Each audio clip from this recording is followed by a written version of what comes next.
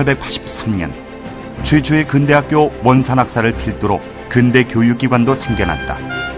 1885년 미국 선교사 아펜젤러에 의해 서울 정동에 세워진 배제학당. 영재를 기르는 학당이란 뜻의 배제학당이 설립될 당시에는 2명의 학생밖에 없었다. 그러나 이듬해 이화학당이 설립되는 등 근대 교육기관들이 늘어나고 교육을 받으려는 학생도 증가했다. 광해원을 시초로 1904년 준공된 세브란스 병원. 진료기관으로서만이 아니라 현대 의학교육 및 연구기관의 역할도 맡았다.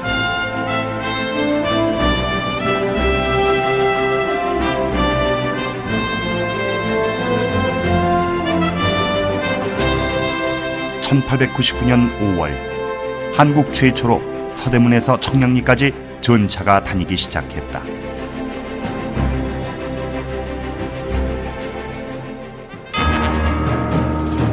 대한제국은 중앙군으로 시위대와 친위대, 지방군으로 진위대와 같은 군대도 육성했다.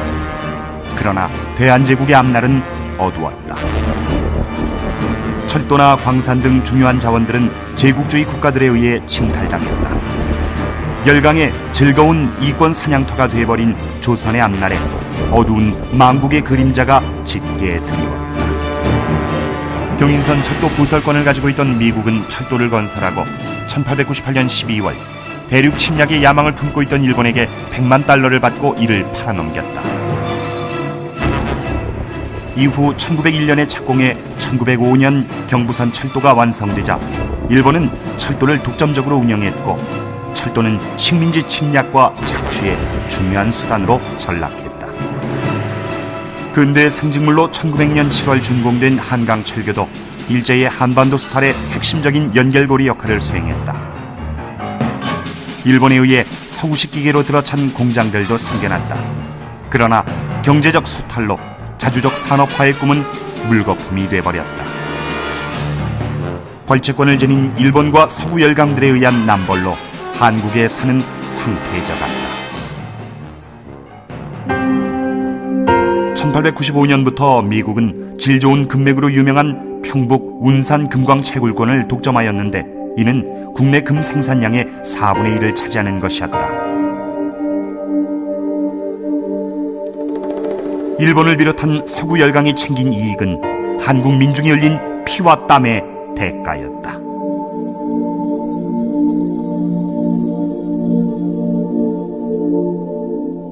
외세는 물론 이를 등에 업은 관리들의 수탈은 이 땅의 민중에게 이중의 고통으로 다가왔다. 옛부터 곡창지대로 유명한 정읍.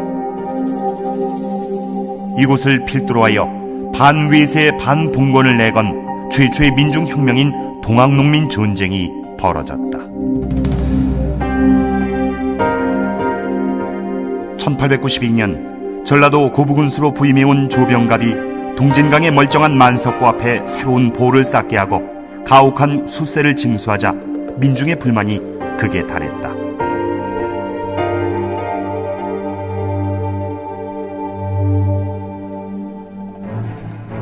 마침내 생존을 위한 투쟁이 시작됐다.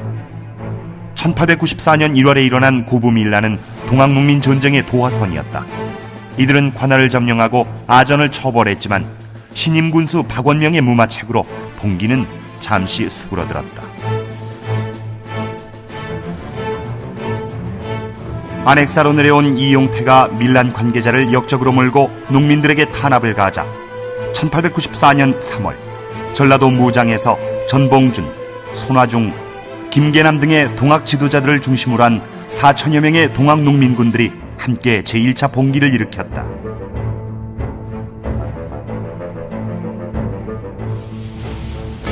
3월 하순 이들은 백산에 모여 4대 강령과 농민 봉기를 알리는 경문을 발표하였다.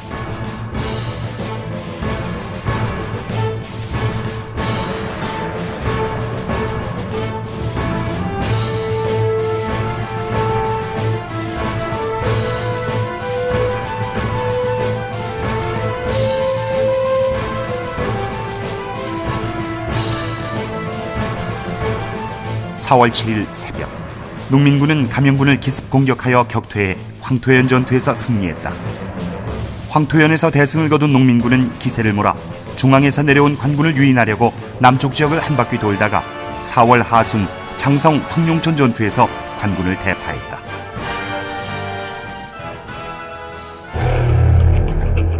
동학농민군은 4월 7일 정읍 삼거리, 4월 8일 충북 청주와 고창을 점령하고 4월 12일부터 3일간 전남 영광, 4월 16일에서 17일 한평을 점령했다. 이어 4월 18일 무안 삼내면, 4월 19일 20일 양일간 한평, 4월 21일 22일 장성, 4월 24일 다시 정읍, 4월 25일 경북 현재 구미시를, 4월 26일 현재 광주 광산구인 두정을 점령한 후 사기 충천한 농민군은 전주성까지 함락시켰다. 농민군이 전주성을 점령했을 때 정부가 요청했던 청나라의 원군이 아산만에 도착했다. 일본은 일본대로 거류민 보호를 구실로 출병을 계획한 상태였다. 이에 놀란 정부는 청나라의 원군을 요청했다. 청군은 5월 5일 아산만에 군대를 상륙시켰고 일본도 조선의 군대를 파견할 때 이를 서로 알려준다는 텐진조약 제3조를 구실로 인천에 파병했다. 청일 양국 군대의 진주라는 상황이 전개되자 정부와 농민군은 휴전을 모색했다. 농민군은 철수의 조건으로 12개조 폐정개혁안을 제출하고 자신들의 신변 보장을 요구했다. 정부와 전주 화약을 맺은 이들은 철수 이후 전라도 53개의 각 군에 농민자치기구인 집강소를 설치하고 통치했다. 전주 화약이라고 하는 의미는 실은 어떻게 보면 동학농민혁명군의 그 집강소를 설치하는 계기가 되기도 하지만 실은 우리나라를 강제로 강점하려고 하는 외세 세력에 동학농민혁명군이 스스로 물러났다고 하는 그런 의미를 갖는 아주 중요한 그 화약이다 이렇게 볼 수가 있습니다. 전주 화약 이후에도 일본군과 청이 물러갈 기세를 보이지 않자 농민군은 정부의 무능력을 탓하며 마침내 제2차 동학농민 전쟁을 일으켰다. 청군이 평양전투에서 패해 전쟁터가 만주로 옮겨진 뒤 고립무원의 상태에서 농민군은 다시 일어났다. 전봉준은 9월 중순 재봉기를 시작해 10월 말경 전라도 삼례역에서 10일 만에 달하는 동학농민군을 모았다.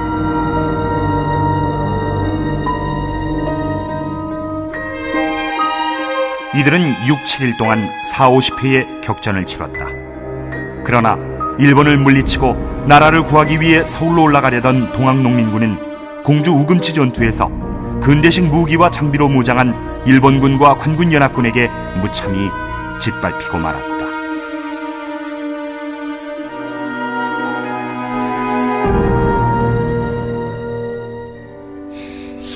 전투에 승리한 일본군은 전봉준을 포함한 농민군 지도자들을 피체해 처형했다.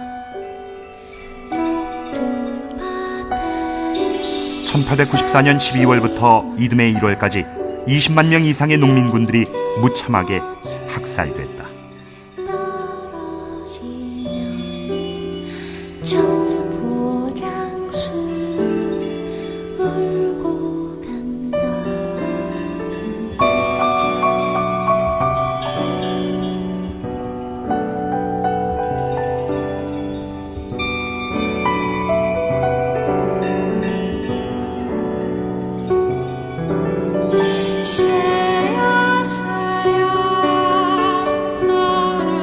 비록 동학농민군들은 일본군의 신식무기 앞에 무너졌지만 이들의 봉기는 한국 최초로 반외세, 반봉건의 기치를 내건 민중봉기였다.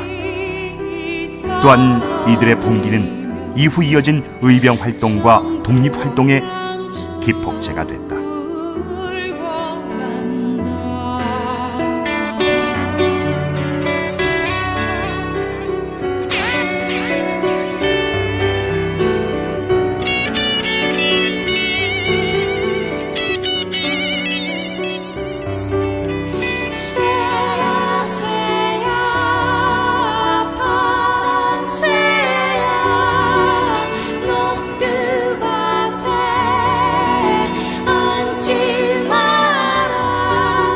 이 운동은 후에 의병운동의 모태가 되었고 당시 일어났던 위로부터의 개혁운동인 본격적 근대화운동이라고 할 수 있는 갑오경장, 갑오개혁을 이끌어내는 도화선 역할도 하였습니다. 아울러 밖으로는 청일전쟁을 촉발함으로써 일본이 동양의 패자로 등장하게 하는, 즉 한국을 둘러싼 열강의 세력 각축전에서 헤게모니를 잡게 되는 쪽으로 기능하게 하는 역할도 했다고 보입니다.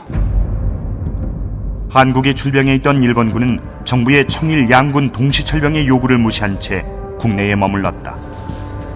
동학농민운동이 진행 중인 1894년 6월 23일 일본 해군은 선전포고도 없이 아산만 풍도에 있던 청국 함대를 공격해 청일전쟁을 일으켰다. 평양전투에서 일본군은 크게 승리했고 만주까지 확대된 이 전쟁에서 청국은 연패를 거듭하다가 미국의 중재로 일본과 시모노세키 조약을 체결했다. 한반도를 그 세력권에 넣은 일본은 이로써 대륙 진출의 기반까지 다지게 됐다. 일본은 청일전쟁 개전 직전 무력으로 경복궁을 점령한 상황 속에서 흥선대원군을 앞세워 김홍집을 수반으로 하는 새 정권을 수립했다. 이 내각을 제1차 김홍집 내각이란다. 새 정권은 군국기무처를 설치하고 그곳을 중심으로 갑오개혁을 추진해 나갔다. 갑오개혁은 일본의 내정 간섭 속에서도 자주적 개혁을 시도했지만 일본은 이를 한국 침략을 쉽게 하기 위한 방책으로 이용했다.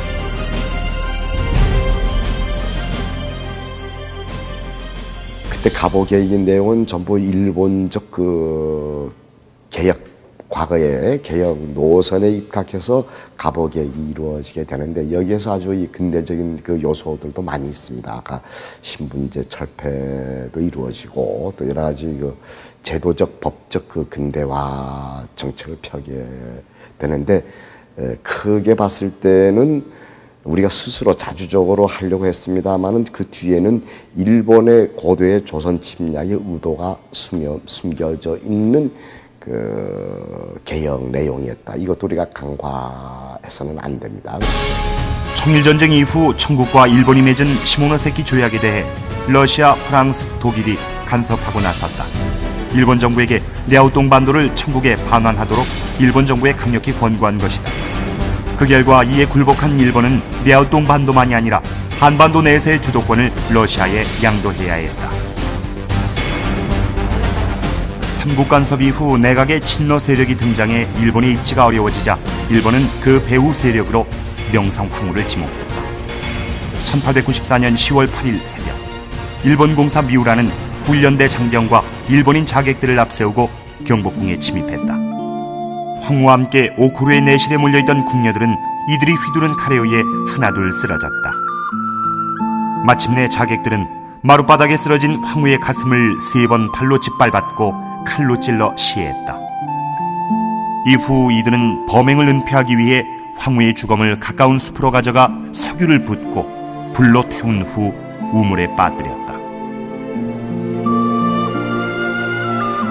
을미사변은 한나라의 국모를 참혹하게 시해한 세계적으로도 유례가 없는 사건이었다.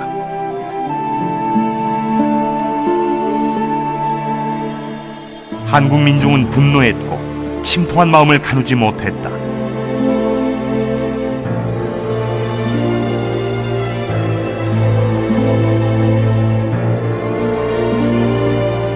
명성황후 시해 후 세력을 만회한 일본은 친일 내각을 세워 단발령의 실시를 포함한 급진적인 개혁 사업을 계속 추진했다.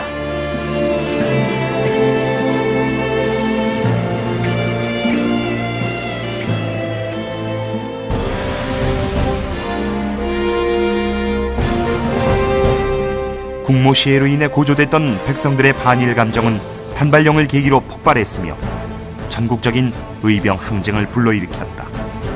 그중 가장 크게 일어났던 곳이 강원도였다.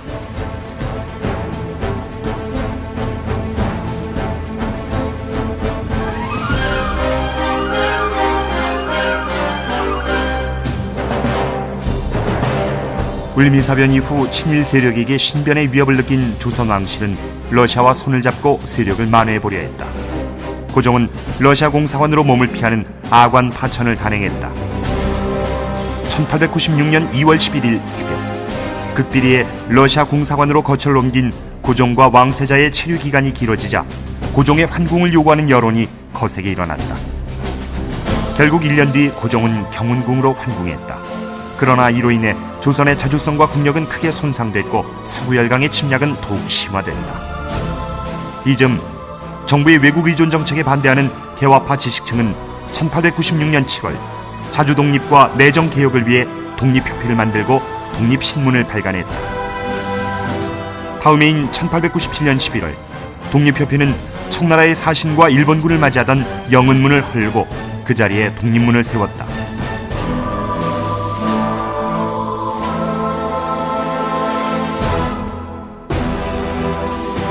독립정신의 상징인 독립문은 조선이 자주 독립국임을 대내외에 알리고 다시는 이민족에게 치욕을 당하지 않겠다는 다짐이었다.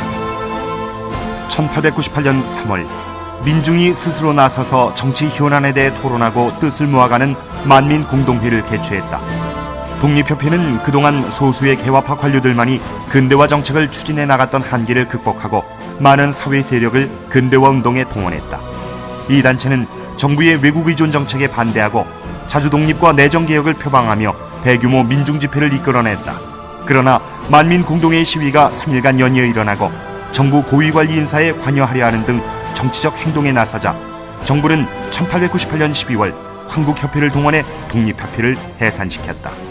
한 세기 전 국민국가의 시대가 도래했을 때 우리나라에서도 국민국가를 세우려는 사람들이 생겼습니다. 갑신정변, 갑오경장, 독립협회운동 이런 것을 추진했던 개화파 세력이 바로 그들이었습니다.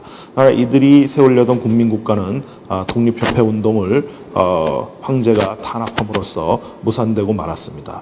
그 이후에 황제는 대한제국을 세우고 대한제국에서는 광무개혁이 일어났습니다.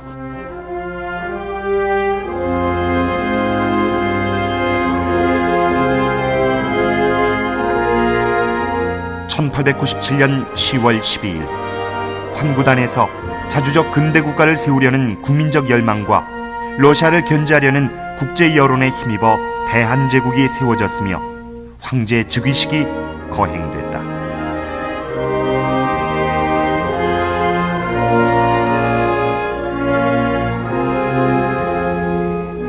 대한제국은 고종을 광무 황제라 칭하고 연호를 광무라 정하는 등 황제권을 강화하는 데 힘을 쏟았다.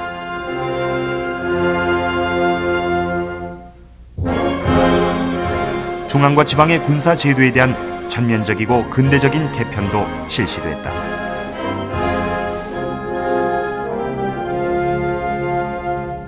서구식 군악대가 만들어질 정도로 자주적인 군대에 대한 열망은 컸다. 1902년 8월 15일 대한제국 애국가도 공식 국가로 제정 공포됐다. 양전 사업을 실시하고 상공업 진흥책을 적극 추진하였으며 종합병원인 제중원과 구휼해민원이 설치됐다. 근대 교육의 중요성도 높아져 실업학교들이 설립됐고 기술교육과 영어교육이 실시되는 등 다양한 교육들이 시도됐다. 도량형이 통일되고 통신, 교통시설이 확충되었으며 상업진흥을 위해 금융기관도 만들어졌다.